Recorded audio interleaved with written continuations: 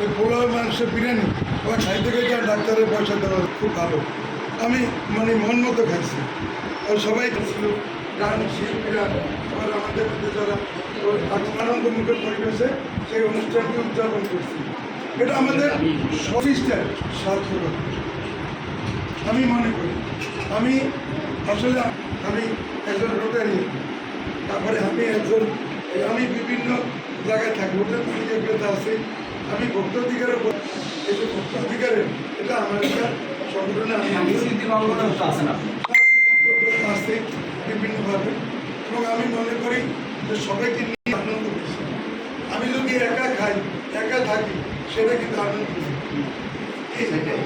আমি এই যে দোকানদারি করি, ঘুরি ফিরে আনন্দ করি, বাসায় থেকে যখন রাত্রে খাওয়া দাওয়া করি হালকা খাই, কিন্তু ঘুমটাতেই শান্তি। একজন রিক্সা চালিয়ে বাসায় যখন শান্তিতে ঘুমায় আমিও ঠিক সেরকম ঘুমাই। রিক্সাওয়ালার মতো রিক্সার যে ড্রাইভার তার মতো আমি রিক্সা চালাই, কেউ ইঞ্জিনে চালাই, কিন্তু পরিশ্রম আছে, তার কোনো চিন্তা নেই। সে যে তার সংসারে যা আছে আল্লাহর সারাদিন খাটাখাটি করে আপনার বন্ধু বান্ধব গল্প করে বাসা দিয়ে খাইয়েছে ব্যঞ্জন করে আমরা ঘুমটা খুব মানে শুনে গেছেন, বয়সটা ভালো হয়েছে, আপনি পানি খেয়েছেন, খাবার রুচি আছে, আমরা শরীরে তো আমরা মনে করি মহান আল্লাহ তাআলা আমাদেরকে সেভাবে বরকত দান করে সুস্থ রাখছেন, এটা তার।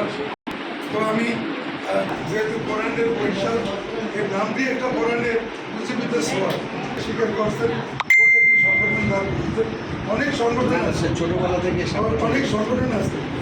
এখন আমাদের সেদিন এই অনুষ্ঠানে বসে সবাইকে বিরিয়ানি দিচ্ছে, ঠিক করছে, অনেক কিছু বলছে।